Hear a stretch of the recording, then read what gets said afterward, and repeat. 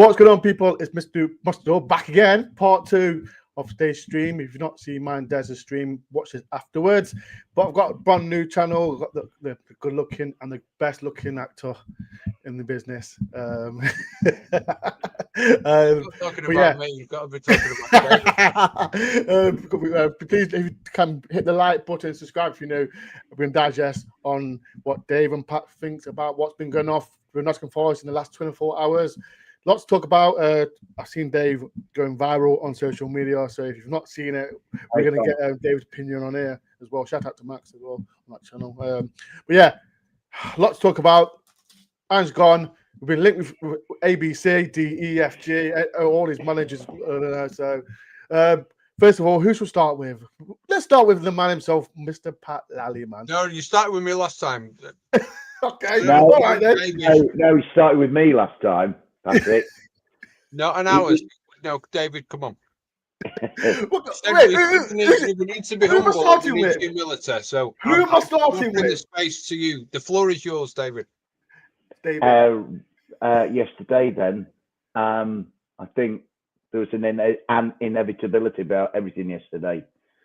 I think we all, I think, expected to get beat, and I think we all expected it to be the end of Ange, and expectations were met. And I think against Midtjylland, which was really hostile and toxic, yesterday, I think there was just a feeling of resignation that, you know, that this is the end of it, really.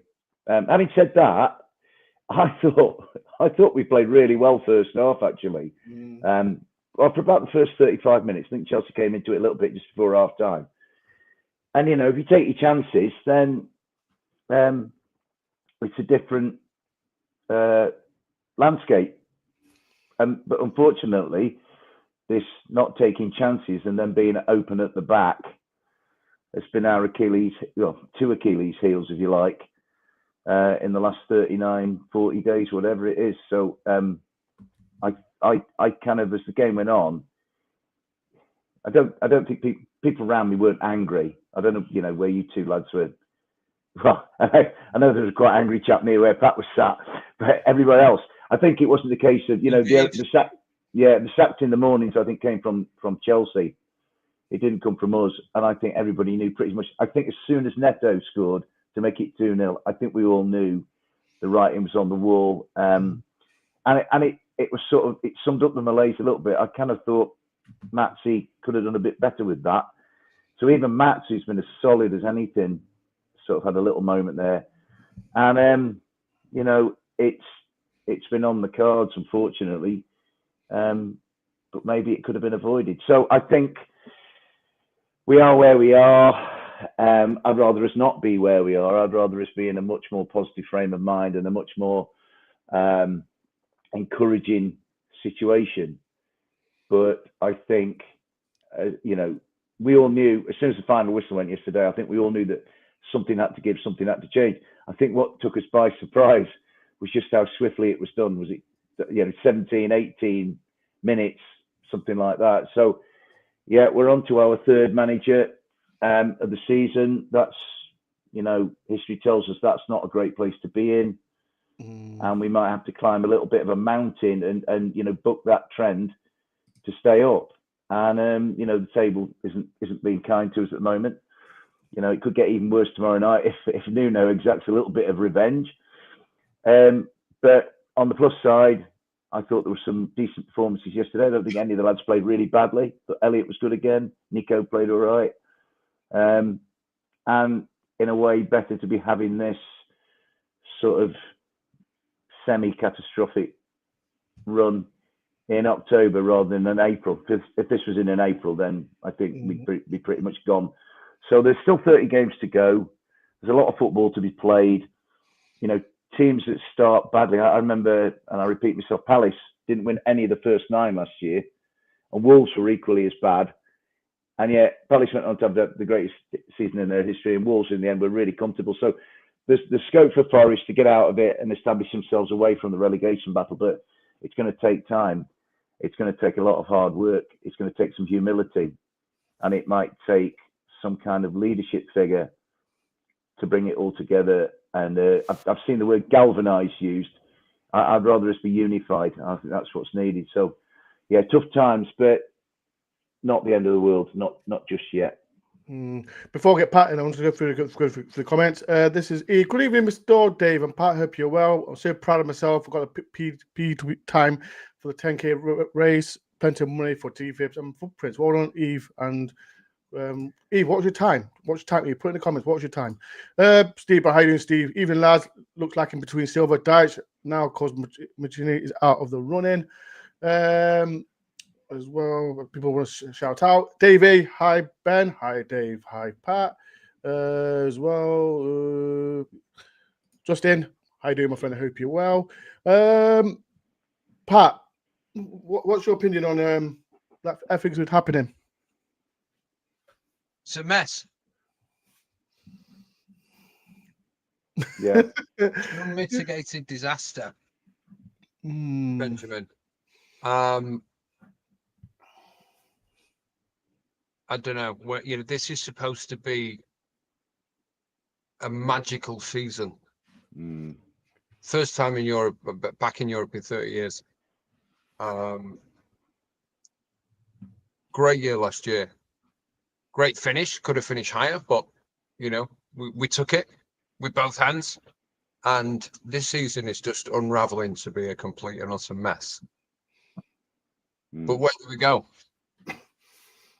I'm not sure. Can I just point for this? Sorry, Pat. Why are you apologising? No. All I want to mention, because last it's your show. Why are you apologising? Because you was talking. You was talking. That's all. And I want to try and expand what you're trying to say, right?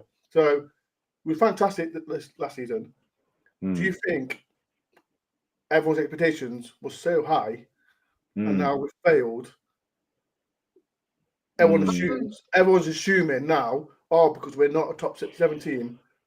Now we're losing. No, but I completely understand what you're saying. I completely get that. But why shouldn't expectations be high? That team has given us permission to dream. So why not? After last season, what are we going to go in and say? We're going down. Before all this started to happen, we're coming off the back of last season. We're not going to be looking down. We're going to be looking up. Or at least we would have said to each other during the summer, I'll be happy finishing 7th again and a good run in the Europa. You would have took that. That's progress. Yeah. And I think as each season goes by, sorry, go ahead. No, it is progress, and I get it. Like I said, I think what it is, like I said, it was fantastic. I don't care what anyone says. It was fantastic last season. Going to we go to games, and we're seeing witnessing Forest and playing great football, especially Liverpool away, Man U, all big teams. And now keep going, Ben. I'm nearly there. but it's just like this season, like I said, at the start of this season, we had Nuno, and he's gone. We brought Ange in, 7 defeats, 7 no wins and 7, and it seems like we all, huh? 8. Yeah, 8. Yeah, okay, 8. But I still like I said at the start of the season, just make sure we stay clear from the bottom 3. Yep. That was my expectation for everything, because this Premier League it's mad. And I can't go into every game thinking, yes, we won so many games last season. And we got the damn right to say, okay, we should have beat Chelsea. We lost 3-0. No, but that's my point. I'm trying to say, like, we've not got the damn right to say we should have beat Chelsea yesterday. No, we shouldn't. Nobody thought we would. If we would have put away, sorry, David, if we would have put away our chances yesterday in that first half, which to touch on what Dave said to open the show, I thought we played incredibly well first half. First half we did, but it's not good enough. No. And you know what, Pat? We spoke at half time, and Mystic Pat went, the problem is we haven't taken our chances. He looked in these crystal balls, right, Patrick did. His head. And he said to me, the problem is we haven't taken those chances. If Chelsea score in the first couple of minutes of the second half, then it's likely to kind of just crumble away. And he was exactly right. That's exactly what happened. There was I think all through the first half, I think there was a feeling that if we don't stick one of these away, then we're going to get catched, as my dad would say. Yeah, absolutely. And it gets to that. God rest Big Rosa, by the way. And it gets to that point where you just think it's not our day. No. You go back to Man City in the semi-final. They'd be playing now. They still wouldn't have scored. It wasn't going to be our day. Yeah. But it did. Sorry, Dave. You look at it, and then you go, right. We get something to change. He's starting 11. Well, Dave, Pat. Sorry, what was your opinion, Pat, about the starting 11? I thought it was incredibly ambitious of him to start with Taiwo. Yeah. Considering he's been out since, what was his last game? Leicester? Was it the Leicester game? Yeah, Leicester, Yeah, his last start. Well, he hasn't had a start since then. Because, I mean, Paul has been close to death, hasn't he? You know what I mean? So. Yeah, and I just think with Woody and Igor, that raised the eyebrows a little bit. What is he trying to make a point in that? I'm not sure. And I just think, with the opportunities that we had, I just think with a fitter, fresher Taiwo, Igor or Chris Wood, after that chance he had after the first minute, I think we might have gone 1-0 up. Kalimawendo. Yeah. It's another thing as well. I only seen the first 11 a couple of minutes before I got near the club shop. And who pulls up beside me at the club shop? Amari Hutchinson. Yeah. And I didn't see who it was. He pulled his window down. He's talking to one of the security or whatever. And I'm like, it's like half. I was going to say half. So it's like half an hour before kickoff. I'm like, he's not even in the. I didn't see the subs bench at that point. And then when I seen him, I'm like, he's not even in the squad. He's not eligible to play Thursday. No. So why is he not playing today? 127 million was not on the bench, Pat. Yeah, and Jimmy McAtee and Amari weren't among them. Bizarre. I mean, completely bizarre. Me and Pat talked before the game because we obviously sat down and had a bit of something to eat. And we wine and dine together, don't we, darling? We did indeed. We were both in the court of Queen Bizet, right? Queen Bizet was in charge. So, but the thing is, when we looked at the lineup, my first thought was, I had no problem with Taiwo being picked because I know Taiwo will try hard, and he did. My worry about the selection of Taiwo was that it would not have gone down with a huge swathe of the fan base, and it was almost like a willful act of, I don't care what you think, which kind of goes to the point that certain people have been making, and which I agree with, that there was never any that, given the hostility that he faced when he got the job. In fact, the hostility he was being set up for even before he'd been offered the job. And I still think our owner, who's done so many incredible things for our football club, and will continue to do incredible things for our football club, didn't read the room. I felt like ringing him up saying, big man, they don't want Ange, but he still went ahead and did it. A bit like Leicester appointed Stevie Cooper last year and they never wanted him, and look where that went. It was almost kind of like a blueprint for it, if you like. So, it's almost like the Taiwo thing was a sort of cocking a snook at the fan base. I mean, it doesn't bother me. I'm old enough, long enough in the tooth not to worry about stuff like that. But I think a lot of people going, what's he doing? Young, Dave. Taiwo? You're still young, Dave. It's okay. Bless you, mate. It's dirty thoughts and clean living, Ben, and lots of Nivea, mate. That's what it is. So, coconut so butter. I just think I saw Ellie make the point that he's never really connected with Nottingham in the way that Steve certainly did, and that Nuno did maybe to a lesser extent than Steve, but to far more of an extent than Ange did. And Ange was almost sort of like, it wasn't like, he almost felt like he thought he was doing us a favour. I mean, I've always liked Ange. I always thought he's a good bloke. I was happy for him to win that trophy at Tottenham when nobody else had won one at Tottenham for a long time. But he lost me the press conference on Thursday. I kind of thought, this is just ridiculous. Talk about the team talk about the match coming up, talk about, you know, what you hope for the game, talk on behalf of the lads. I mean, most press conferences are nonsense anyway. You know, they're all loaded questions and things like that. You know, and Nuno's press conferences were always prickly and spiky because he didn't really want to be there. And to be fair to him, he was right in that he was being asked ridiculously inane questions. But Ange was just, you know, I just kind of, what are you talking about?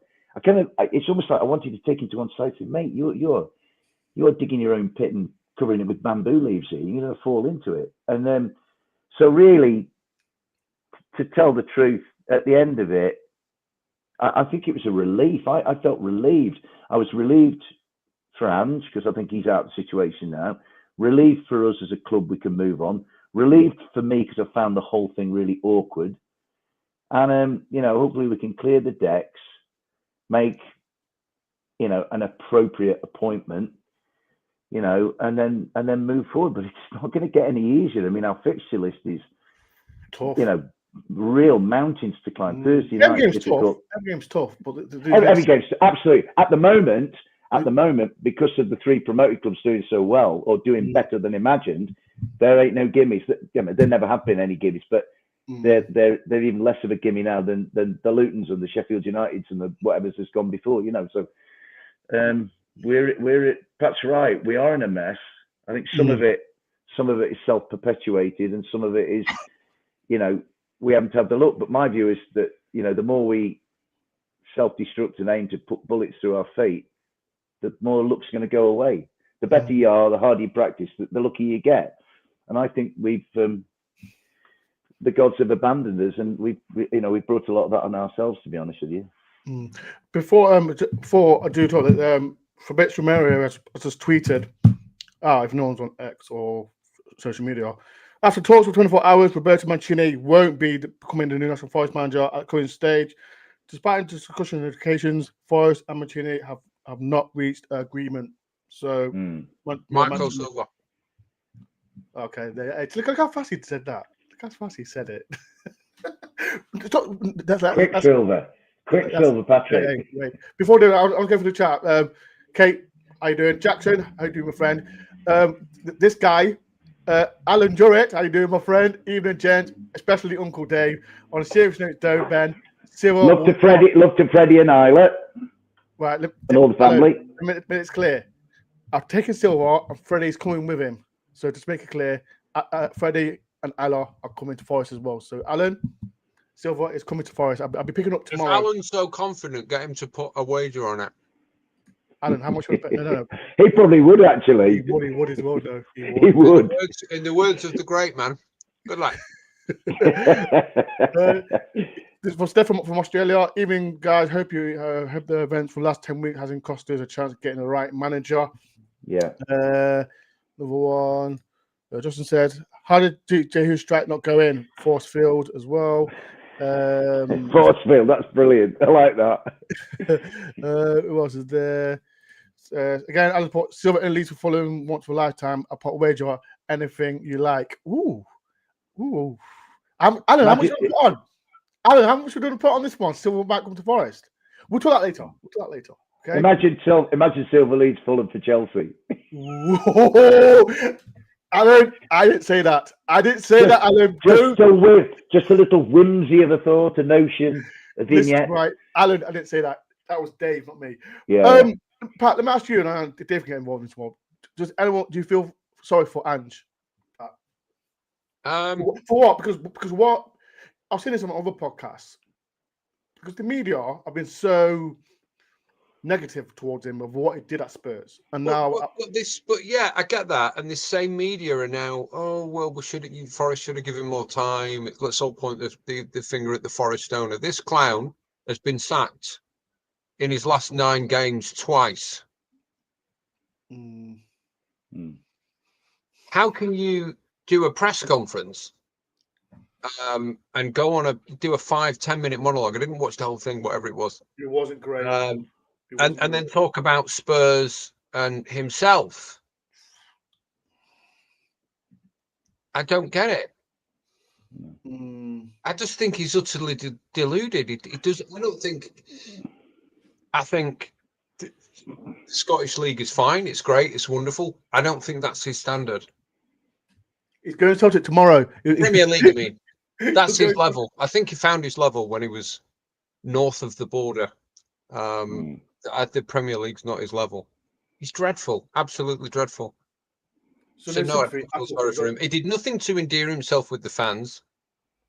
Every chance he got, it was just him talking about himself.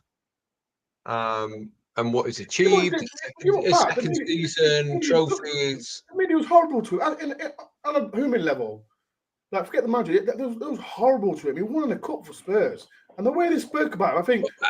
Yeah, I hear you, Ben, but also in the same breath, this guy was a dream for any journalist. Yeah, that's true. Yeah, he was an absolute dream, and what I mean by that is. They knew they could throw. Say that again, Dave. Rent a quote. Correct. Love that word. Love that word, Dave. Look at it. They could just throw something at him, and they know he's going to take the bait. Yeah. Nuno never did that. He's painful to watch now, and that's what surprised me so much about Nuno's presses towards the end when it comes out. Talking about the owner. That's a man who gives nothing away in interviews. Yeah. You know what, Pat? You're dead right, and that's when you knew. There was something deep-seated for Nuno. You know, I mean, that press conference prior to the Brentford game when, you know, we'd had a, you know, seemingly excellent summer. We kept Morgan and fended off Tottenham, and we made some what looked really excellent, you know, exciting signings. And then we kind of heading towards Brentford thinking, you know, let's kind of that main momentum from last year, keep it going. And all of a sudden you get that press conference. It came out, it was an asteroid that came out of nowhere. Yep. And because Nuno had set his stall out, Atlas. It was absolutely about the same width as Manhattan, Patrick, I believe. Correct. And heading in a heavy, high velocity towards the sun.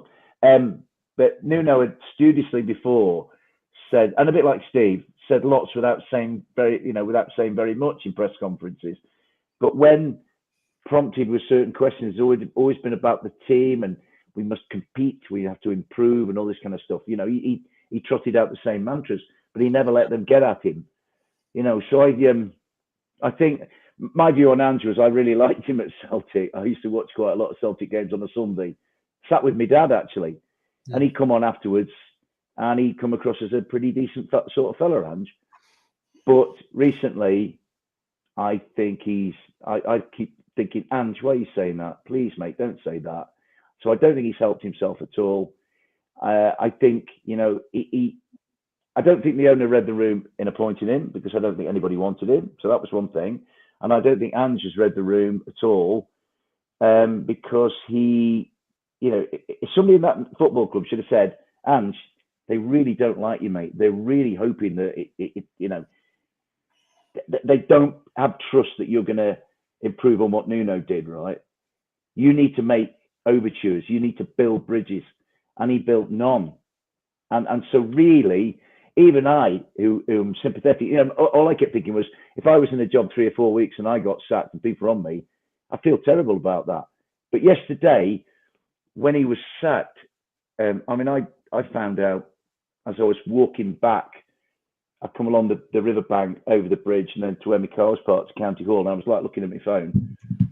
And then it said, you know, he'd gone. I think what, 17, 18 minutes afterwards. And I actually didn't feel as sorry for Ange as I thought I might. I was kind of like, thank God that's over. For him, for us, for everybody. Parting of the ways. Dave, yesterday was a pointless exercise in keeping him for that game, and he should have gone 2 weeks ago.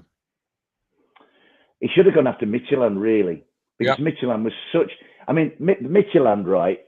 There have been some really, really awful days in our history. You know, the Yeovils, the last days of Houghton, some of the stuff, you know, when we were in League One. Awful days. Half time. Yeah. I was at that one, yeah.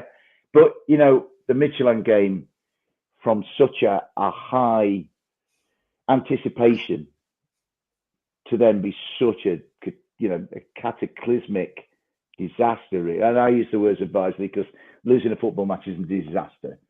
You know, losing loved ones and accidents, those are disasters. Not losing a football match, but in a football context, it was so awful because it had been so, everybody was so excited and so looking forward to it, for it to go like that.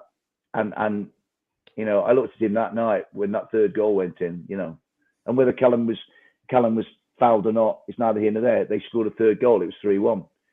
And I kind of thought, mate, you get yourself out the firing line, mate.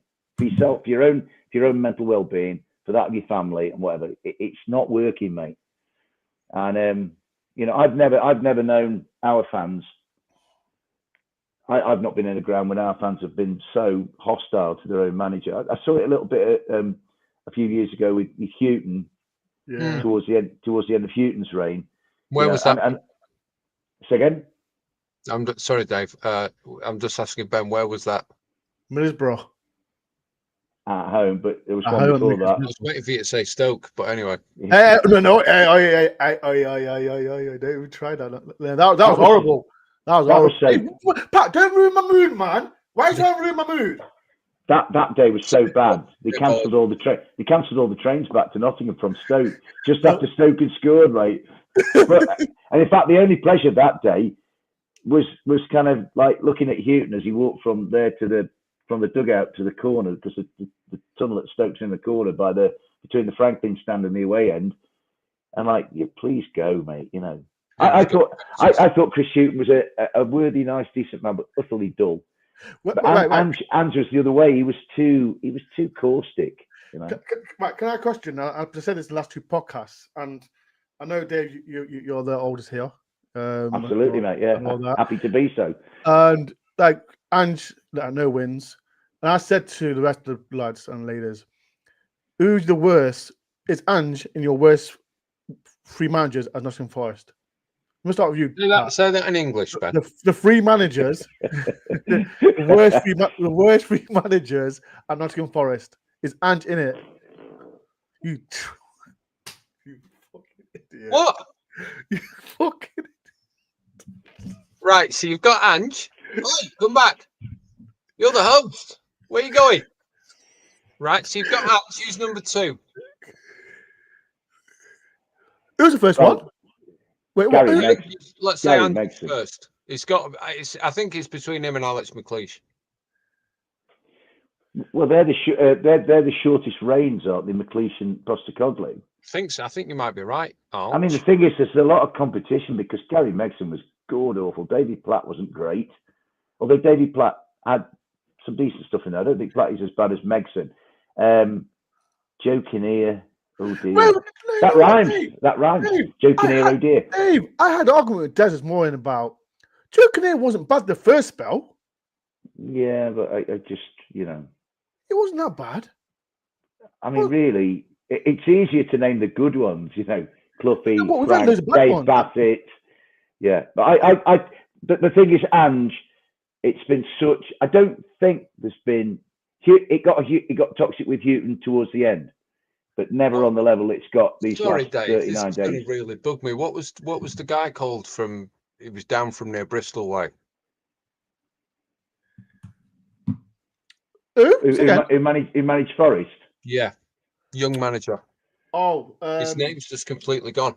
Oh, what's his name? It was the first manager under Marinakis one, eh? I think that was him. Oh, what's his name? People chat. Who was the first manager under Marinakis' era? Steve Cottrell. That's it. Thank you in the comments. Thank you very much. No, it was after Cottrell. No, it wasn't Cottrell. My Steve Cottrell. It was Cottrell. No, Ricky it wasn't. Michael, thank you. No, it wasn't Cottrell. It was the ones after Cottrell. No, the first one while Marinakis arrived, he was there when Marinakis arrived, and he didn't last long. No, it was Steve Cottrell. That's right. Hmm.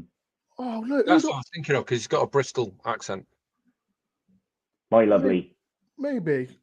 So wait, so Dave, so Pat, who's the worst three then?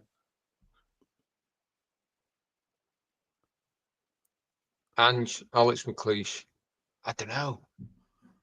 That's it. Warburton. BFG and Megson, maybe. I thought Warburton was the first manager. Thank you, Michael. Fine margins. Yeah, it was Warburton. Was it? Yes, it wasn't Cottrell. Kept us up on the last day. Warburton did. Yeah, what is Warburton? Oh, it's Warburton. Warburton. According to Michael. Yeah, it was Warburton. Yeah, it was Warburton. I told you. Thanks, Michael. Thank you very much, Michael, for that. Dave, who's your worst then? 3 managers. Well, I'm struggling to disagree with Patrick. Yeah, Ange, sadly, Gary Megson, truly awful, and Alec McLeish. Steve McLaren's not far off. But, I forgot about him. Yeah, so Steve McLaren, another clown. McLeish. Yeah, the trouble is, it's been a revolving door. It's been like, various episodes of It. We've had so many clowns. We're going to get Pennywise at some point.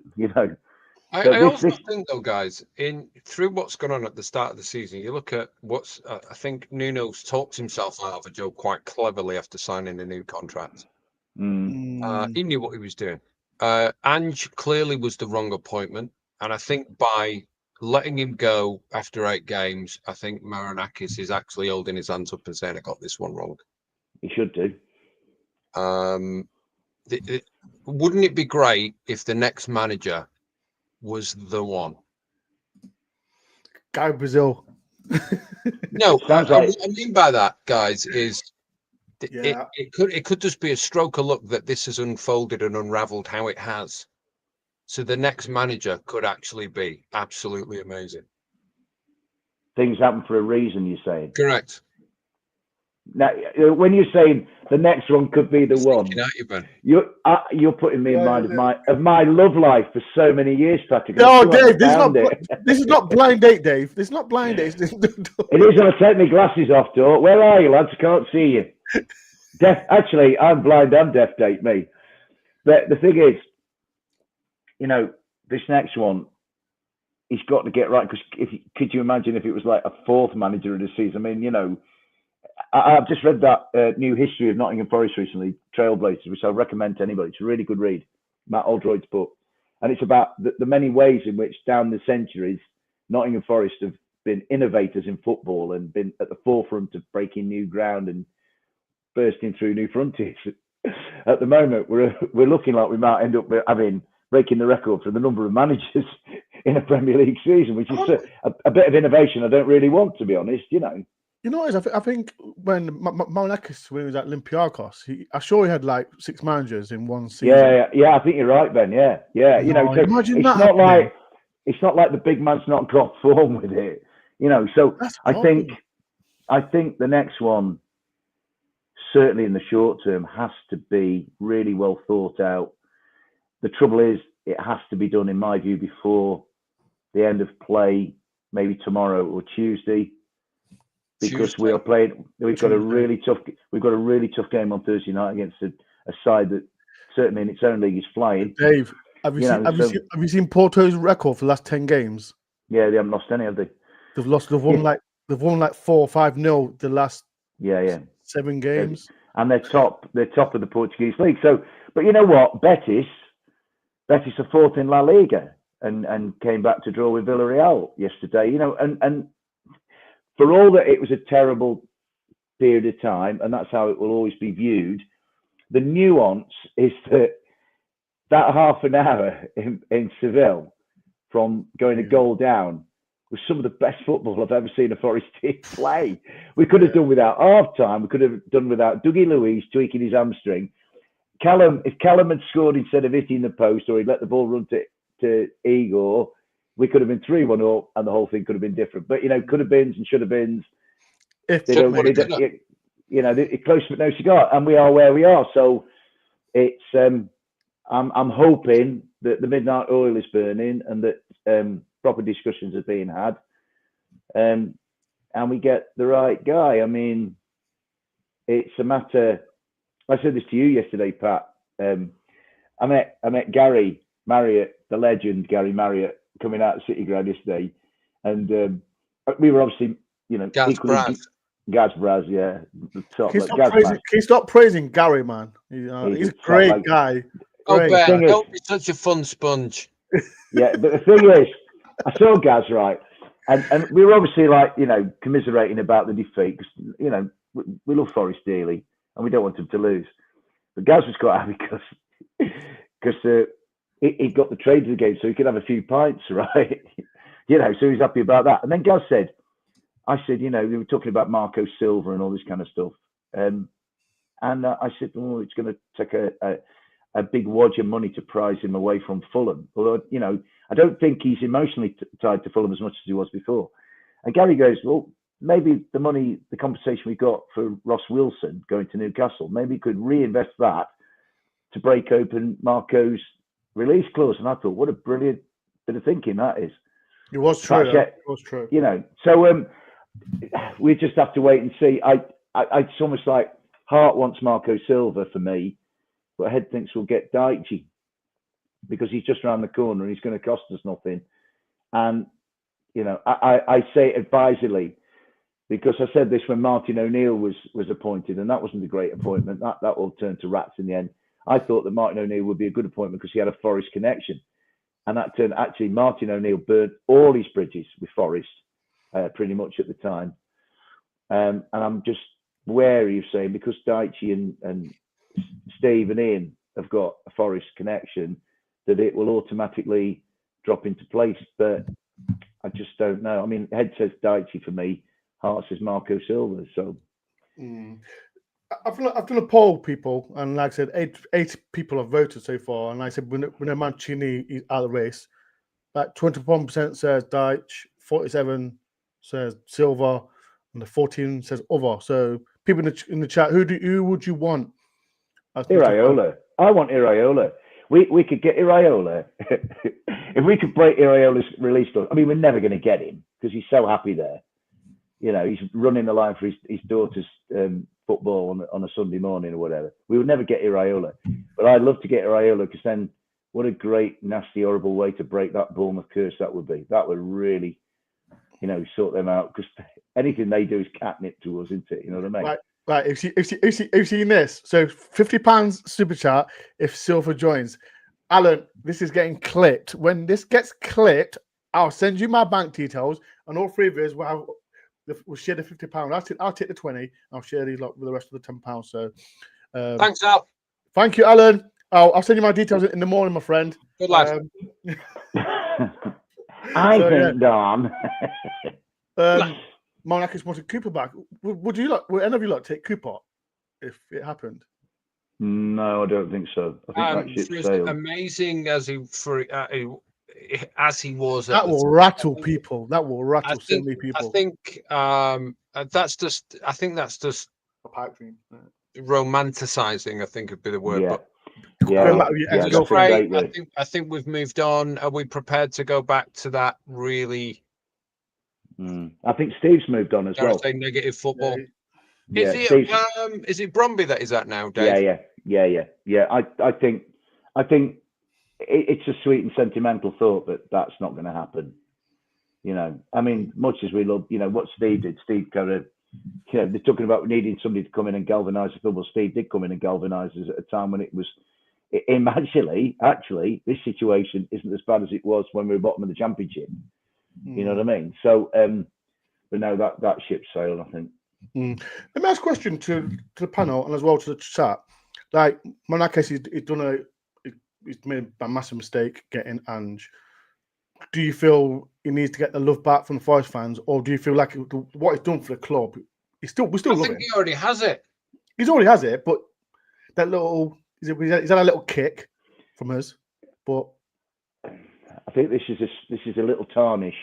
I mean, I talked this morning about the big fella, and he does things which I kind of think, please don't do that, Mr. Owner. Please don't sort of bring all the noise on us. Please don't bring all this unwanted attention. But it's a nuanced, complex situation because where he's taken us from, and where, even though it's not great at the moment, we're still in a fantastic position. We're a Premier League side, which for 20 odd years we weren't. The big man is I can't thank him enough. While at times I kind of wish, just keep out the road, mate. There are times when I kind of think, wow, he's always put his money where his mouth is. right? I think he's a little bit. To me, I wish he wasn't so theatrical. You know, like yesterday while the game was going on, him leaving his seat became an event, a bit like chucking his lanyard in the garden at Fulham a couple of years ago. I wish he wouldn't do that kind of stuff because it's about the lads on the field when a match is going on. And Justin's point's right. Yeah, returns don't feel right. They don't. They very rarely work Dave, down the years. You know. I also think with what he's done for the club and the investment that he's made, his ambition. I know some of the things that he can do can be.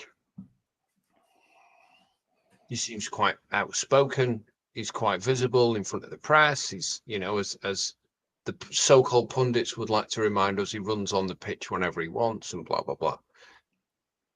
I think without his ambition and his desire for Forest to succeed, married with that comes that huge personality. Yeah, eccentricity.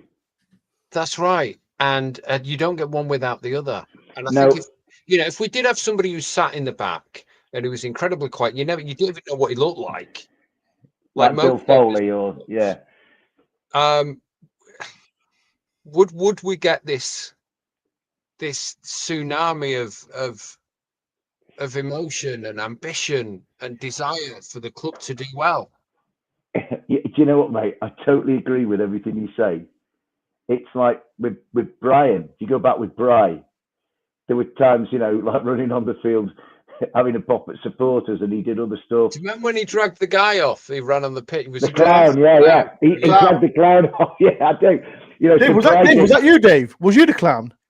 No, it was Ange. I think it was Ange. It was Ange. No, it's basically on a relay. It was Steve McLaren, Alec McLeish, Gary Megson taking it in turns. But the thing is, we haven't mentioned Steve McLaren. He was rubbish as well. Yeah, but the thing is, like Pat, you're absolutely right, mate. Can't disagree with you. You have to take the whole package. So this is why my relationship with our owner is a little bit complex, because on the one side there's this limitless, colossal gratitude. That's because right. without him, we would have had 2 days at Wembley. We would not have had great playoff semi-finals. We would never have had wins at Anfield, wins at Old Trafford, wins at Stamford Bridge, beating Manchester City, all of that, all of those things that as we get older, we're going to cherish and clasp to our aging bosoms. We wouldn't have had any of those highs of the last 3 or 4 years without him. So if I met him, my first words would be, thank you so much for everything that you've done, Mr. Marinakis. And I would probably end up holding my tongue about, can you not run on the field, big fella? Can you just, keep it a bit quiet like? You're absolutely right, Pat. You mate, he's such a perceptive young fellow, Patrick. I agree with everything you say, and you do have to take the whole lot. And actually, I've flip-flopped between, the Oscar Wilde, better to be talked about than not talked about. And sometimes think, I wish people weren't talking about Forest. But then there are other times you kind of think, we weren't talked about for so long, it's actually quite nice to be in the conversation. You know what I'm saying? So, the thing is, he's the only person alongside who's come close to being bigger than the club, right?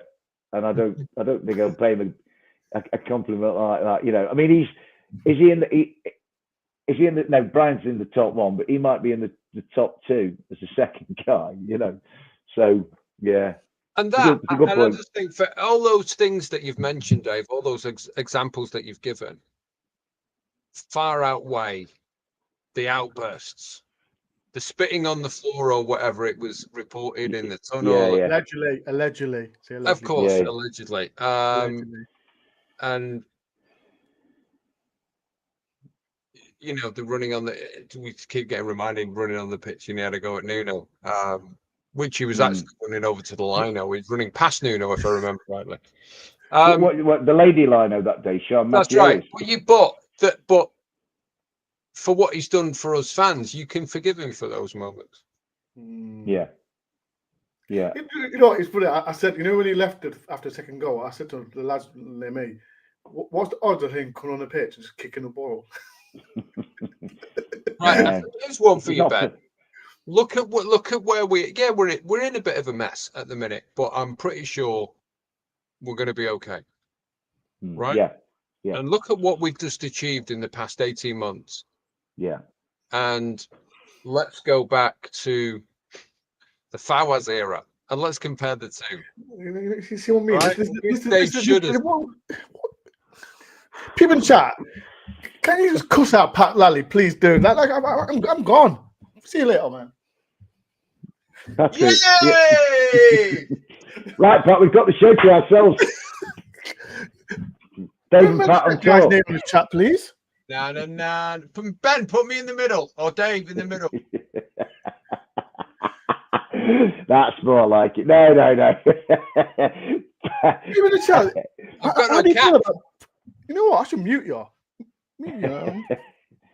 Don't ever say that comment. Don't be a big silly dosser. No, but your boy, hey. But what I'm trying to say is, if you look at that and look at where we, everybody's giving the owner some stick at the minute. Look at what we've got and what we've achieved and where we could potentially go from where we were. I'm kind of falling into the bracket of being a happy clapper. Look at where we were however many months ago. Well, I am essentially, but we're okay. We're a bit of a mess, but I think we're going to be fine. The mess is better. The mess is better. Give Fawaz a ring and see if he's still got the FA Cup. Do you remember? I remember is he blocked me on Instagram. He blocked me on Instagram. Yeah, I think. No, that was Emad. Yeah, I remember. If you think back, at a time when we were, a revolving door for managers, and there was a point where we were after a new one, and the only name that was officially mentioned was Paul Heckingbottom when he was at Barnsley, right? And I remember Nigel Clough being asked a question at the time, and it kind of puts it in perspective. And like, well, I'm no fan of at times of our owner's ego and all that kind of stuff. I wish he'd just play it a little bit more low key, but that's just me. I remember Nigel at the time about the Fawaz regime saying, why would any manager wish to commit professional suicide by taking the job at Nottingham Forest? You know what I mean? George Boyd fitness tests and all that kind of stuff. So yeah, the perspective is absolutely right, Patrick, that where we are now is far better than, to me, the lowest of the low ever will be that playoff defeat by Yeovil at home, the most painful night ever for me as a Forest fan. So we're nowhere near that. I mean, for all that we praise, lots of other clubs are getting praise for the way they play and all that. Your Bournemouths and your Brentfords and your Fulhams and all that. They're not in Europe at the moment, are they? So yeah, we are. They're not looking forward to a big game against Porto on Thursday night. So there's I think, and I also said as well, thinking about yesterday, some of our lads, despite the malaise that we're in at the moment, are playing really good football. We currently have, and I might be sticking my neck out, but I'm happy to do so because I love him. We maybe have the best English midfielder in our ranks at the moment. He's just been the man of the match in 3 England internationals, and he's likely to go to the World Cup. And he's carrying on playing really well. Nico Williams still plays well. There are lads still playing some good football for us. So I think Pat's point that it's not terminal. And the other thing is Sunderland, Leeds, Burnley, Brentford, Palace, Fulham, some of these teams are in better positions than us at the moment, but they're going to get their bad runs. We might have got ours out the way. You'd like to hope. So with 30 league games still to play, and remember last year Palace hadn't won any of their first 9. Wolves, neither had Wolves, and Wolves went on to be unbelievably safe under Vitor Pereira. Palace went on to have the greatest season in their history. So you can rescue it if you get yourself sorted, get yourself organised, get the right leadership, in the dressing room and on the pitch. You can turn it round. So this next appointment's so crucial. Oh yeah, absolutely, Pat.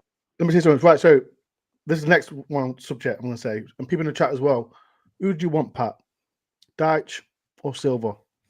Silva. Why? Announced late Monday, early Tuesday. Say again. Announced Monday or early Tuesday.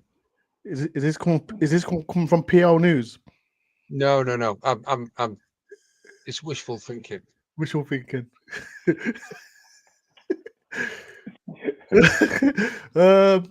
Ask me the same question. We're coming out of bad rum, Dave. Lost feeling. Yeah. It's okay. So Pat says, Silva. What about you, Dave? I think that'd be an absolutely fantastic appointment.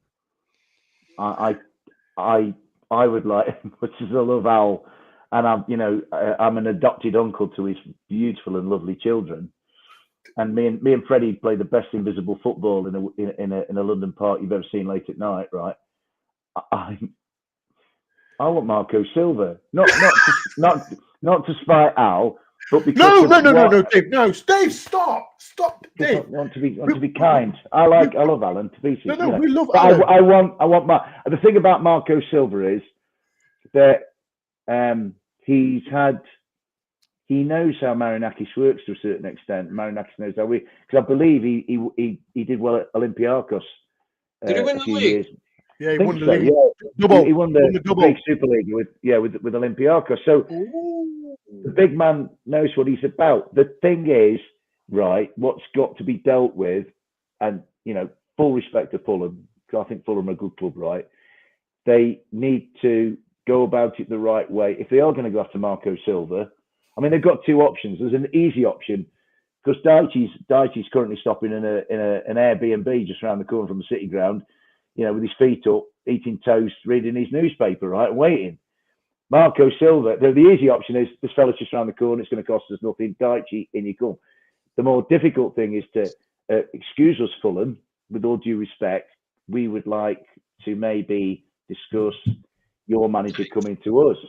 So it just depends. I mean, this is where we can only but speculate, really. Rumour has it, though, I mean, is that Dyche wants a longer contract and Forest are only willing to give him the end of the season. Am I right in thinking? Yeah, so there's another complication, Who said it? It was, what's his name? Ornstein? No, not Ornstein. They're from Sky Sport. Not Percy. No. Rob Dorset. Yeah. Yeah, Rob Dorset said it. But I'll take Silva. I'll definitely take Silva. The thing is, lads, we've got no choice. We'll be done unto, like we always are. Mr. Marinakis is.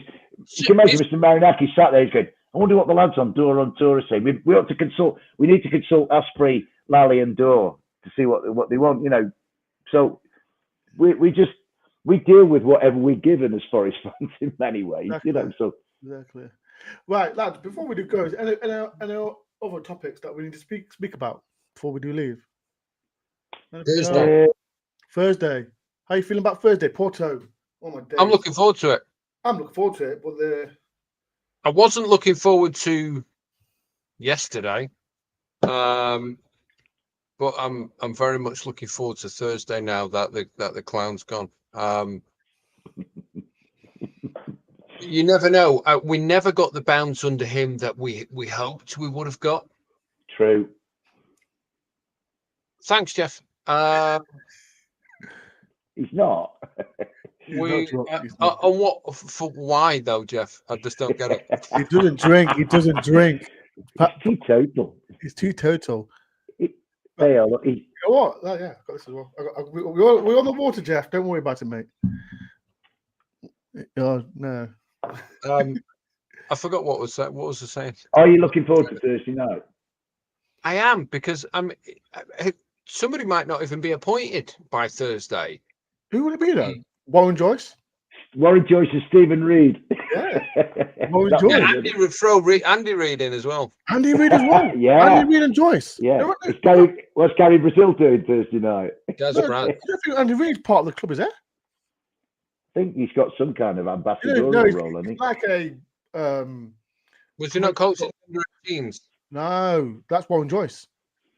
Warren Joyce is in under 21s. I thought he had something to do with the youth set up there. No. Warren Joyce. No, Grabman's not there. Lewis Grabman's not there. Say it, Ben. Say the famous words. What's the famous words? People in the chat. People in the chat. What do you think? People in the chat. What? That's when we form a rap trio. That's going to be our name. People in the chat. Yeah, y'all. Dave, listen to me. Remember that Crystal Palace? Jeff's been hacked, apparently. Yeah, he has. Yeah. Sure, you're not drunk, Jeff. Put the glass down, Jeffrey. Roy Atkinson. Bring Roy Atkinson. Can oh, yeah. Back. He couldn't even find the dugout, could he, Daft? Well, boys, I think, boys. I take it, a daft question asking, are you both going to be there Thursday? Am I going to be? Do bears defecate in wooded areas, Patrick? Pat, you know when people tell me that, am I going to be at a football ground? You know what I should say to him? What do you think? That's how I always say to him. That was the thought, actually, when, these last few weeks, especially Midtjylland, right, was so awful and there was so much hostility. I kind of sat the whole game with my arms folded, sort of forming a barrier around me. And I was kind of thinking, I actually became frightened to say anything. And a couple of times during that game, I actually considered, and it's shameful to admit it, really, I came close to thinking, I can't take any more of this. I've got to get up and walk out. But I didn't. And the thought that sustains me is, if Forest got relegated, what would you do? And I say, I just still go to matches. I just got to go. You're not going. This phrase, Forest till I die, actually means something, right? So it's not going to change anything. Thursday night actually is a free hit in many ways, because it's got to the point where it's so bad. Well, not cataclysmic, but not great. That it would only take. I mean, the whole 39 days, 40 days for me was summed up by Eeg when he hit the post and bar with the same volley, and it kind of summed everything up. You know what I mean? I thought to myself, I did say when it came on, here comes Jesus stage. The other thought I had, the bad thought I had yesterday, was the last time I saw us in a pinstripe like this, we won the opening game of the season like we did against Brentford. I remember all those years ago. Yeah, Sheringham scored the winner in a similar kit. We ended up getting relegated. We had a great start to the season, and it's similar thing. But I just got this funny feeling. You're supposed to be the positive one, Dave. Yeah, I'm just putting that to one side now, Patrick. I'm saying to you, all it would need on Thursday night is for a ball to go in the box, and for this apparently sort of on form red hot Porto to make one almighty cock up somewhere, a guy to accidentally handball, or for it to hit either Woody or Jesus on the backside, or for it to go in off Elliott's chin, or Morgan does something amazing. And Morgan needs to step up the plate. He hasn't been a leader recently. But I think Elliott's gone past Morgan. 100%. 100%. In terms of being the most vital player we've got, right? The thing is, apart from West Ham, where they down tools, and it's the only game where I was truly angry, because I thought Nuno mucked me about, and he mucked us all about as part of his strategy with the bench. Yeah, he did. Yeah, and I thought that was reprehensible, unforgivable to me. That was. So Nuno's got to take some of the blame for this, right? But in many parts, I mean, Sunderland had loads and loads of shots. Betis, 16 odd shots. The shot conversion hasn't been great. Apart from West Ham, I can't think our lads have been passive. They were towards the end yesterday, but demoralisation set in. I think it was a feeling of resignation. So I just think, I saw Elliot Anderson's had more touches than any midfield player in the league. There was a thing last week saying Forest have had more touches in opposition box than anybody else. So it's not like it's not like we're going to every game and seeing absolutely nothing, right? So I've got a feeling it will turn around. Bad runs come to an end, and often they come to an end where you don't expect it. Dave, we're going to beat Bournemouth away. We'll beat Porto, and then we'll definitely beat. Do you know what, Ben? The idea of beating Bournemouth has become such a thing. Can I rudely interrupt before we get to Bournemouth? Did anyone see Morgan's post-match interview from yesterday? Yeah. No, I didn't. No. Yeah, I seen it. Yeah. And in it, you could see he was talking about. I think that whoever it was who was interviewing him. Same one with Yates. Just painful questions, really trying to just catch him out, basically. Yeah, I didn't like. It wasn't very nice. But what I found was really interesting was when Morgan was saying, "We just need a win. We need that win," and he emphasised it. Those words when he said it, and you can just tell they must be sat there thinking, all we need is one win, and that's it. Yeah, and that's understandable, isn't it? And I think the tide will turn once they get that win. I think the tide will turn. Do you remember, do you know what, Pat? That's a brilliant point, that, and I think I don't feel, when I look at the people wearing the shirts on the field, I know some of them have been playing all right, some have been having not such good games, but I don't feel any of them. Not one of the players has got me to think, what are you playing at? You're letting me down. Come on, put some effort in. I don't think there's any of that, right? I just think certain things have conspired against it. The stuff off the field, I'm not so forgiving with that. I mean, I think we miss Ola. We miss Ola's personality, right? We miss his presence on the field as well. And I look at them and I think, what they need to do, Pat, you're dead right. They need to kind of elongate these periods of good football, like yesterday, first half, that bit in Betis, some of the stuff against Sunderland. Apply a bit of structure, which we never had against Midtjylland. It was chaotic, that. And I think, I said on a pod this morning, this squad is eminently capable of getting at least up to mid-table, even from the position we're in now. And on paper, it looks, you've got to say, it's no disrespect to other clubs, it's better than several clubs that we're up against at the moment. So Colin Frey said it, as he always does. Love Colin to pieces. He said he just needs somebody to come in and unify the whole thing. And I think this is why, to back up Pat's salient point, the next appointment is vital, absolutely vital. I think if it's Dyche, I think he'll roust them, and there'll be, he's a good talker, Dyche. Everybody. What would irritate me is if we get Dyche in, and Dyche keeps us up, but then people start moaning about the style of football. Like West Ham did with Moyes, and then Moyes left, and then they're like, Everton have got better, you know what I mean? So, and on the subject of Dyche, that Everton side he had was really, really poor for that time he had them. He was with them, but they never went down. I know there was a last day escape when they beat Bournemouth, the day that we were at Palace having our party.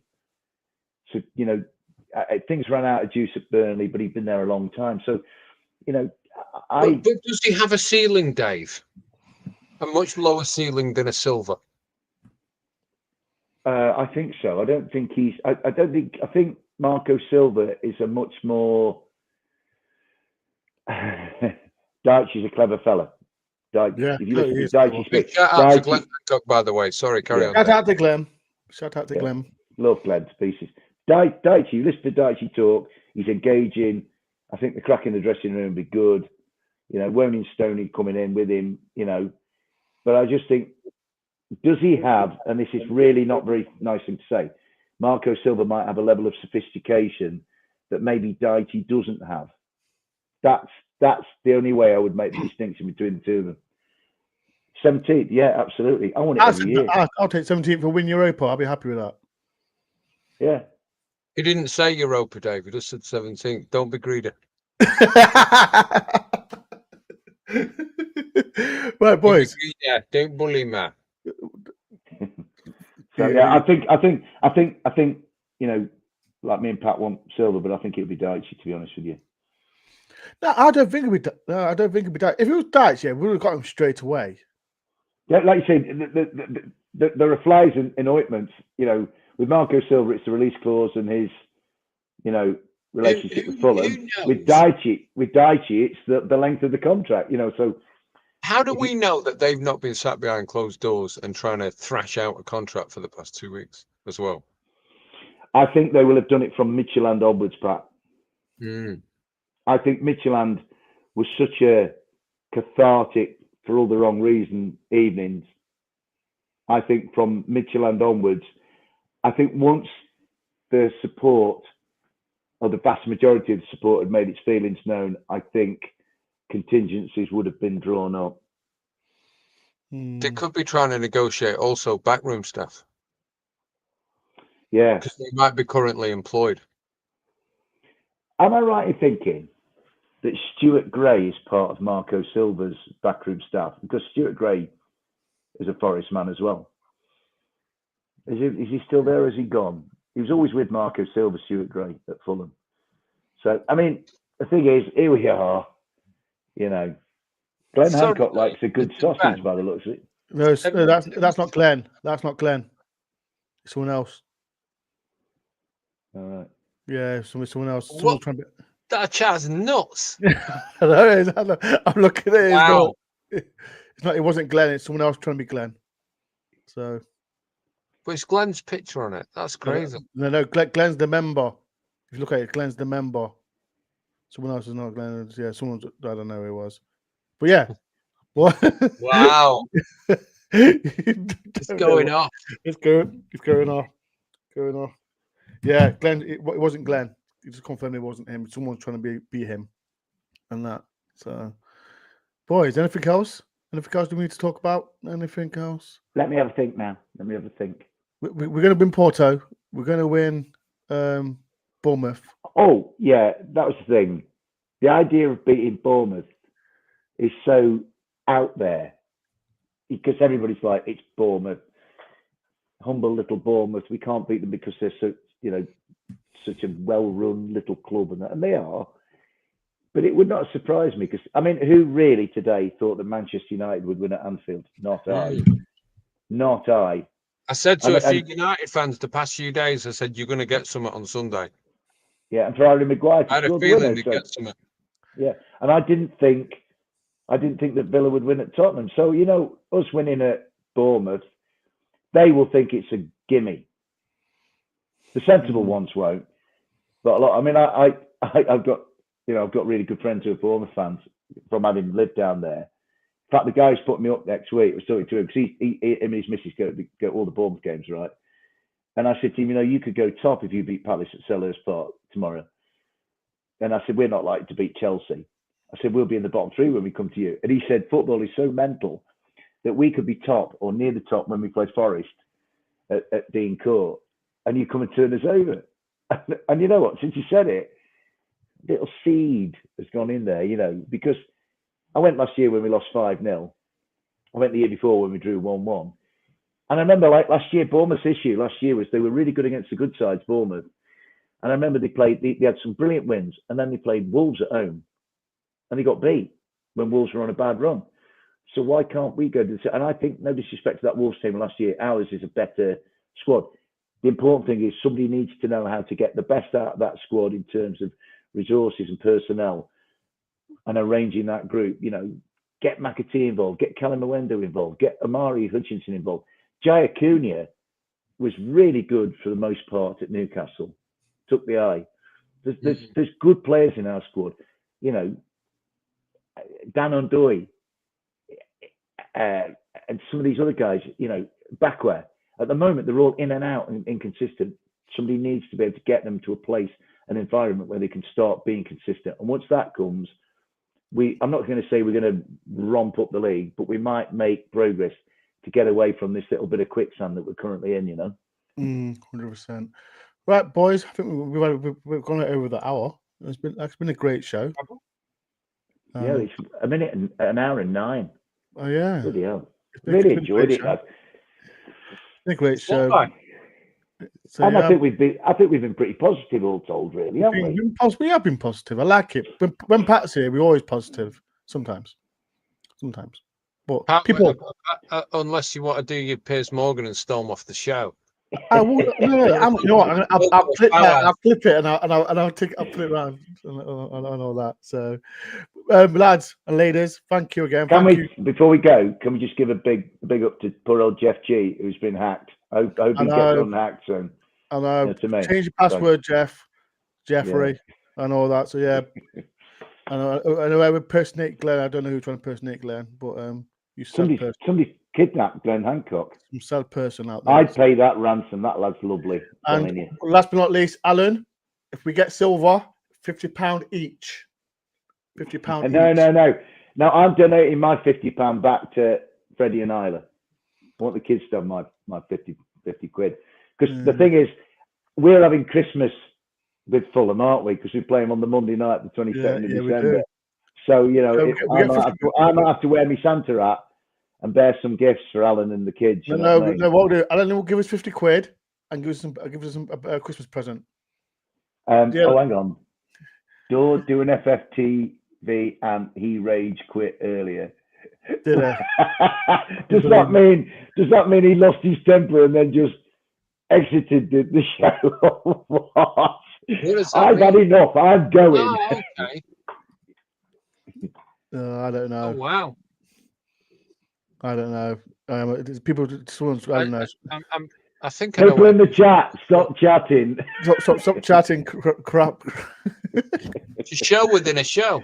It's a show in a show. It is, isn't it? Right, people, we're going to get going. Thank you, Glenn. Glenn, Dave, and Pat. Appreciate it a lot. Enjoyed it, dude. Yeah, good. I think we'll get Silva. On to Porto. Maybe with a Portuguese in charge. Who knows? Maybe. Right, shout out to the sponsors as well. Adam, Horlich, Far and Wide. Thank you for sponsoring my channel as well. But yeah, Silva, hopefully you come to Forest. Alan, make sure you give Pat will send his bank details to you and all that. PayPal Dave, through the back door, baby. Can I have a postal order? Right, I'm going. Pause on that one. Yeah. Right, people, it's been a great show. Make sure you do hit the like button, subscribe if you know. Come on, Forest. Come on, you Reds. Whatever Pat says. Peace and love. Up the Forest, people. Yeah.